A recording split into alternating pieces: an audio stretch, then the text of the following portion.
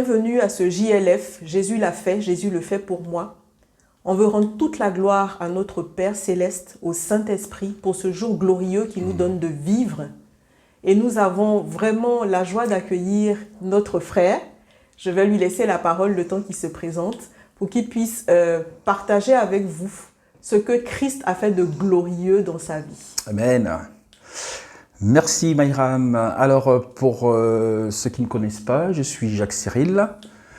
Je suis marié à Stéphanie, une superbe femme, et j'ai 3 enfants qui sont aussi superbes. Et j'ai rencontré Jésus, ça fait plusieurs années déjà, et je marche dans l'éternité avec Jésus.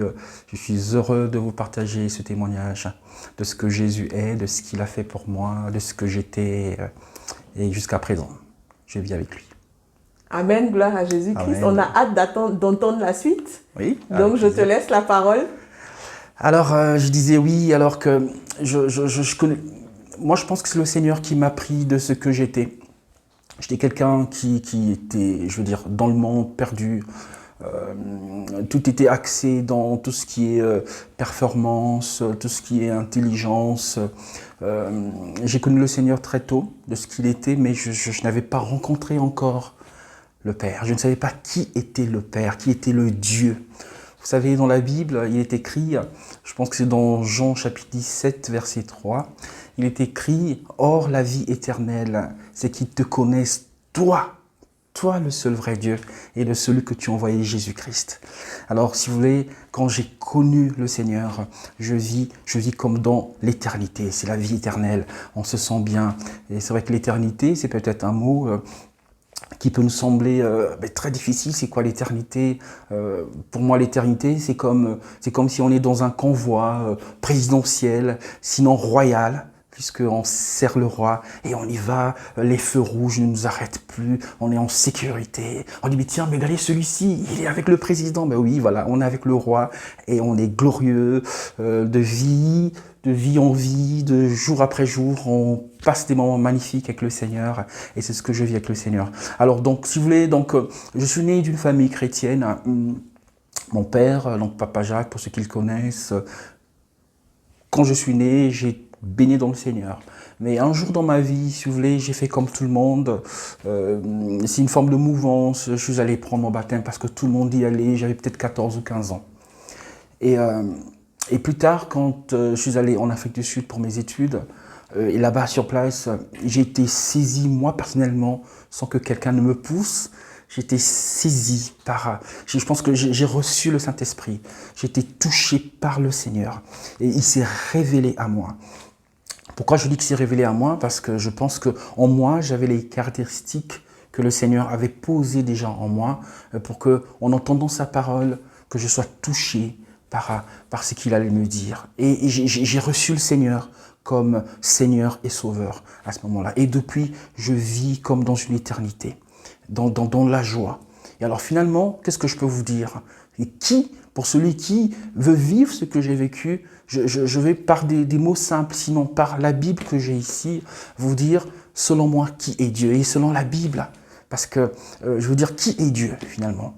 Et moi, je voudrais, ensemble, dans mon témoignage, je veux dire qu'est-ce qui m'a marqué, moi, pour que je laisse toute ma vie ancienne. Tout ce que j'étais, je voulais toujours gagner. Je vous rappelle que souvent, j'ai été majeur de promotion à l'école. J'étais brillantissime, c'était un état d'esprit, il fallait absolument gagner. Mais depuis que j'ai le Seigneur Jésus, je laisse. Je me sens libre, en lui, je laisse faire et il me conduit, il me bénit, je suis quelqu'un de béni, je suis rempli, je suis heureux. Et quelles que soient les épreuves qu'on vit, mais on se sent toujours aimé de Dieu et c'est extraordinaire. Alors qui est ce Dieu-là? Qui est ce Dieu? Comment on peut le connaître? Comment il peut nous palper? On a la réponse dans la Bible. Alors je voudrais ici, effectivement, il y a plusieurs passages me viennent dans la tête. Je vais faire attention que ce soit dans le cas de témoignage. Alors il y a un passage dans l'Ancien Testament qui me vient en tête. Je pense que c'est Ésaïe chapitre 44, verset 24. Je ne sais pas si je peux le lire. Oui. Je peux lire. Alors je vais lire Ésaïe 44, verset 24. Alors on va lire Ésaïe. Alors, Oui. Ésaïe 44, verset 24. Alors ça, c'est très bien. Alors, Ésaïe 44, verset 24. 44, 24, super. Ainsi parle l'Éternel, ton Rédempteur, celui qui t'a formé dès ta naissance. Moi, l'Éternel, j'ai fait toutes ces choses. Seul, j'ai déployé les cieux. Seul, j'ai étendu la terre. Mais qui est cet homme qui dit qu'il est seul, qui a tout fait, qui me connaissait avant même que je ne vienne au monde? Seul, qui a fait les cieux et la terre. Et un autre passage me vient aussi à l'esprit. On va lire donc Ésaïe 45. Alors 45 versets, on va prendre, je pense que le verset 18, qui dit, c'est juste à côté d'ailleurs, « Ainsi parle l'Éternel, le Créateur des cieux, le seul Dieu qui a formé la terre, qui l'a faite et qui l'a affermie, qui l'a créée pour qu'elle ne fût pas déserte. » Alléluia. Qui est ce Dieu-là qui a tout formé, toutes choses? Il y a une réponse quelque part. Je suis désolé, je peux vous dire tout ça, mais c'est écrit quelque part. Je veux juste vous parler de qui il est, ce Dieu-là. Et je vais vous donner son nom, je vais vous dire ce qu'il a fait dans ma vie. Alors la réponse en cela se trouve, on va lire dans Colossiens. Hein, j'ai ma Bible, je vais retrouver dans Colossiens. Je vais retrouver les références, juste en lisant, ça va revenir. Je sais que c'est dans Colossiens, je pense que chapitre... Je vais lire à partir du verset 12. Alors, rendez grâce au Père qui nous a rendus capables d'avoir part à l'héritage des saints dans la lumière, qui nous a délivrés de la puissance des ténèbres et nous a transportés dans le royaume du Fils de son amour. Je vais parler du transport. Si vous voulez, quand on est dans l'éternité, on est comme dans un convoi. Dans un convoi, l'éternité, c'est difficile à définir l'éternité. L'éternité n'a pas de début ni de fin. Mais c'est quoi? C'est comme si on est en mouvance, on est en mouvement et notre roi conduit toutes choses. Et la Bible dit aussi par ici. Et ça, c'est extraordinaire, c'est ce qui m'a choqué, qui m'a bouleversé, m'a choqué en bien. Et c'est ce que je vis cette éternité-là. Et voilà, donc je vais continuer la lecture. Voilà, donc la lumière, et qui nous a délivrés de la puissance des ténèbres et nous a transportés dans le royaume de son amour, en qui nous avons la rédemption par son sang, la rémission des péchés. Il est l'image du Dieu invisible, extraordinaire. Vous voyez, c'est des paroles qui m'ont touché quand je cherchais le Seigneur. Je croyais le chercher, mais c'est lui qui me connaissait.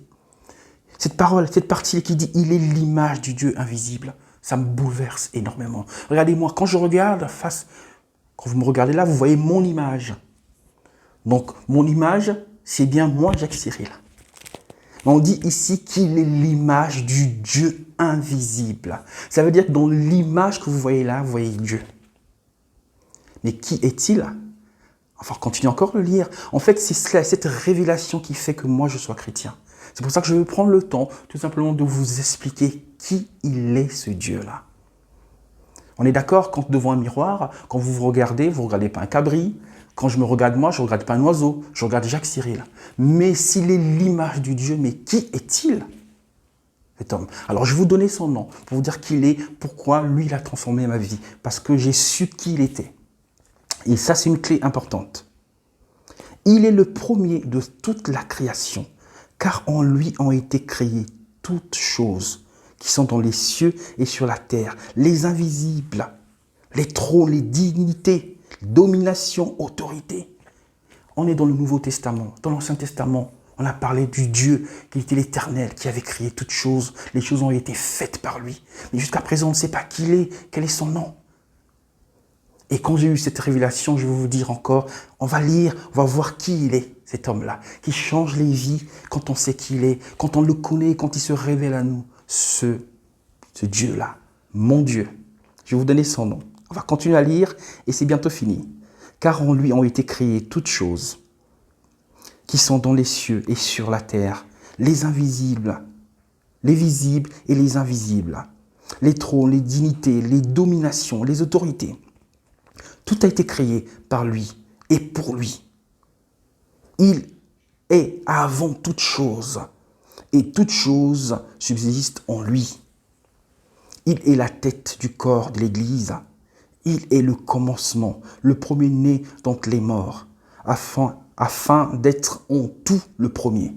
Car Dieu a voulu que toute plénitude habitât en lui.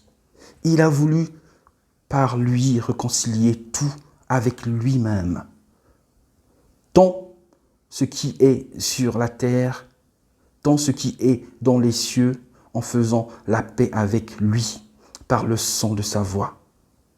Et plus tard, vous allez voir, il explique et son nom ressort. Me vient aussi une petite pensée dans ma tête. Je pense que j'avais noté la référence où on donne son nom très clairement. Et je pense que je l'avais noté ici. J'avais noté la référence.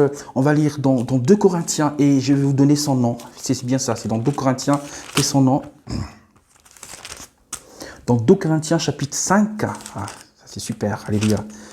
2 Corinthiens chapitre 5, verset 19. Super, très bien. Magnifique. Car Dieu était en Christ, réconciliant le monde avec lui-même. Alléluia, en n'imputant point aux hommes leur offense. Ici, on se rend compte qu'on parle finalement de Jésus-Christ. Jésus-Christ est Dieu. Il est l'image du Dieu invisible. Ce Jésus-là s'est révélé à moi et a transformé complètement ma vie. Ce que je veux vous dire, la clé la plus importante de mener une vie paisible, quels que soient nos tracas, quels que soient nos soucis, quels que soient nos problèmes, c'est de connaître qui est Jésus. Mais il peut se laisser trouver à qui le veut. En tout cas, quand je parle là, celui qui a les aptitudes, je parle des aptitudes de Dieu que Dieu a créé en toi, viens complètement te raffermir dans les bras du Seigneur Jésus. Parce que le Seigneur Jésus est le Dieu de toute éternité. C'est mon secret. Jésus est le Dieu de toute éternité. C'est lui qui a créé toutes choses. Dieu, dans sa gloire, s'est dépouillé, il s'est créé une enveloppe qui est Jésus. Il fallait qu'on le voie. On le dit souvent que Jésus est le même hier, aujourd'hui, éternellement. Mais il est le même, en fait, c'est lui le Dieu suprême. Celui que j'adore, celui qui a touché ma vie, celui qui me met dans la joie même quand j'ai un souci. Voilà, donc c'est de ce Jésus-là que je souhaitais vous parler. Il s'est révélé à moi, il a chamboulé ma vie. Et toi, de là où tu es, le Seigneur peut complètement te... Tu peux venir à nous, tu peux rentrer dans notre cortège à nous, notre cortège royal, où tu verras les feux rouges là se renvers, on va passer, on est dans la joie, on est dans l'allégresse et pour l'éternité. Amen. Amen. Alléluia. Gloire Amen. à Jésus-Christ. Merci, mon cher frère, pour ce témoignage, pour ce que tu as vécu et que tu continues à vivre et que tu vivras encore avec Christ, avec ce Jésus-là qui est venu nous chercher, nous appeler et qui nous aime. Merci pour ce puissant témoignage qui, je le crois, va fortifier, restaurer, consoler. Alléluia. Et je voudrais aussi encourager tous nos frères et sœurs qui nous écoutent à vraiment avoir une relation étroite avec la Bible, la parole de Dieu. Que vraiment ces passages qu'on nous donne ne soient pas des passages qu'on voit rapidement, mais que vraiment on puisse repartir après ces émissions, les lire, les méditer, les apprendre, les garder pour que notre joie soit parfaite. Amen. Merci, cher frère. Merci. À bientôt, peut-être pour un prochain. Avec plaisir. Un prochain JLF, on va se dire ça. Okay. Et merci à tous d'avoir été avec nous. Bien-aimé, je souhaite que tu prospères à tous égards et sois en bonne santé comme prospère l'état de ton âme. Amen. À bientôt. À bientôt. Au revoir. Alléluia!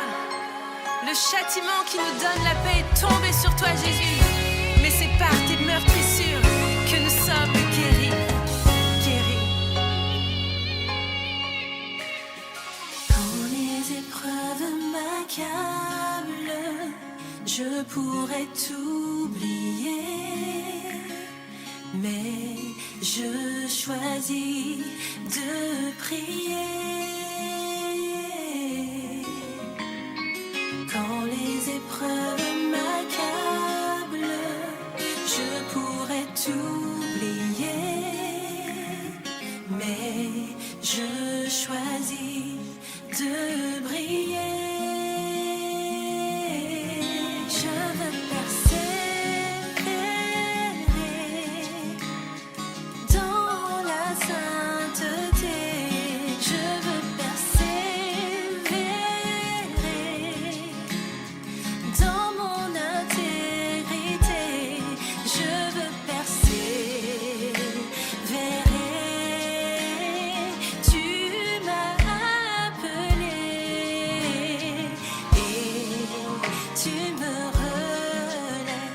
fera.